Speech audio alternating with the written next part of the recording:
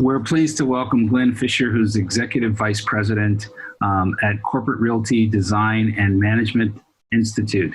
And he's based in Portland, Oregon. Glenn, welcome. Thank you. Pleasure to be here. Yeah. So I know that when you graduated from the SOJC with a lot of enthusiasm to embark on your career, the government had another plan for you. Yes, they did. That was at the height of the Vietnam War. So when you graduated, basically what happened a few days after graduation, you got your draft notice in the mail. And eventually what happened, you were pretty much assured you were going to be shipped over to Vietnam. So your career got sidetracked for a period of time. Probably the biggest similarity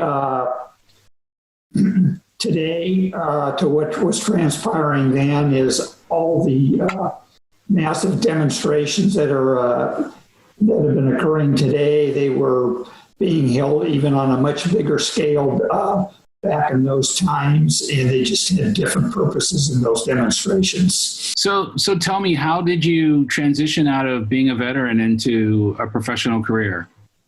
Well, the first thing I did was take 6 months off and did an extensive trip to Europe to recharge my batteries, and then came back and began the job search. And that's where the degree actually landed my first job. Without that degree, I never would have got that first job. Back in those days, the print media was pretty much king. And so I went to work for a small daily business newspaper in Portland, and it turned out to be a great place to begin your career.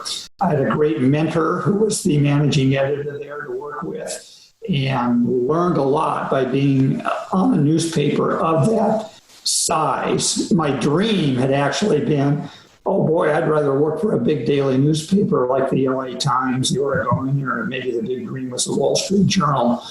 But as it turned out, by being at a little news enterprise, you got to learn a lot faster because they gave you more responsibility faster than you would have gotten in a bigger organization.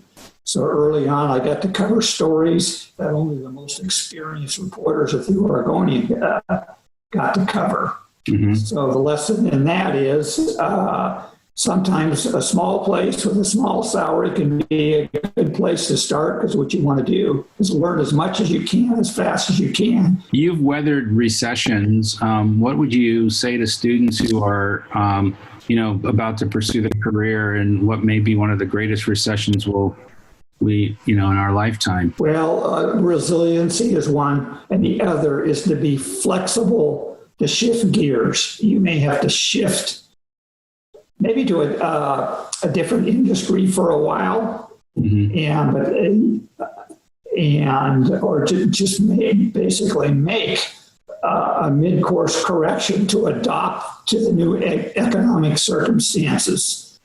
I'd say one of the biggest things that occurred to me was when the internet became prevalent and people started living in a virtual and a social media world. Well, that changed everything for print media. I originally thought, hey, that was my career. I was going to be in the print media business until I retired.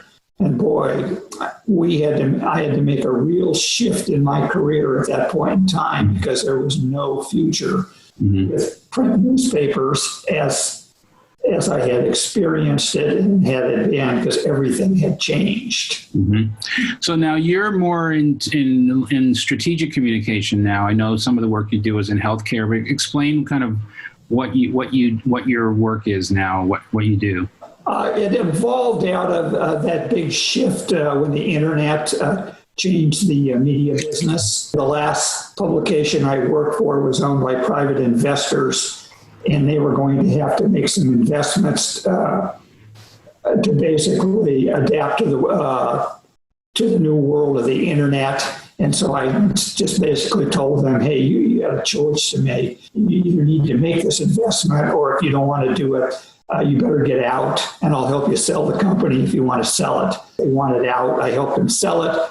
And then after that was gone, I got together with a business partner in California at that time, and we built a brand new business from the ground up that was more of a conference type of business, doing educational events. But the shift wasn't as difficult as I expected because of the fact the same principles as print publishing applied. It was a three-legged stool. You have circulation, which in the conference business is attendees.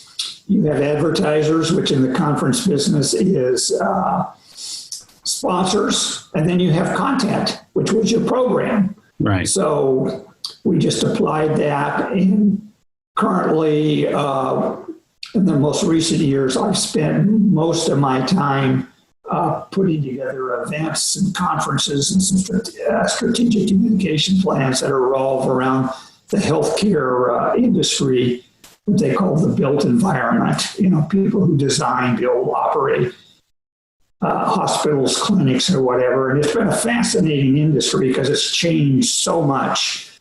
And of course, today we all know what's going on with COVID-19 and how that's affected that industry in our lives. So I want to introduce Anna Gemre, who's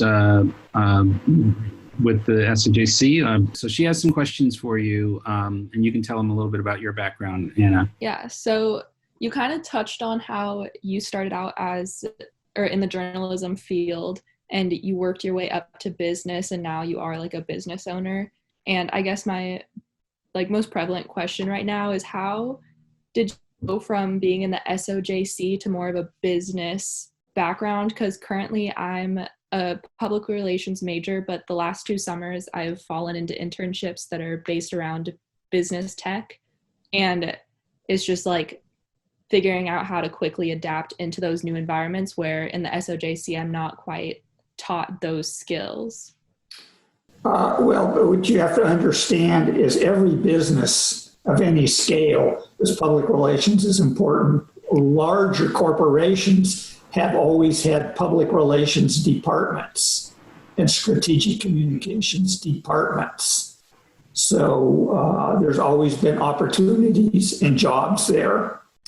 And when you're first starting out, is learn as much as you can, as fast as you can, because it won't be a forever job in your life.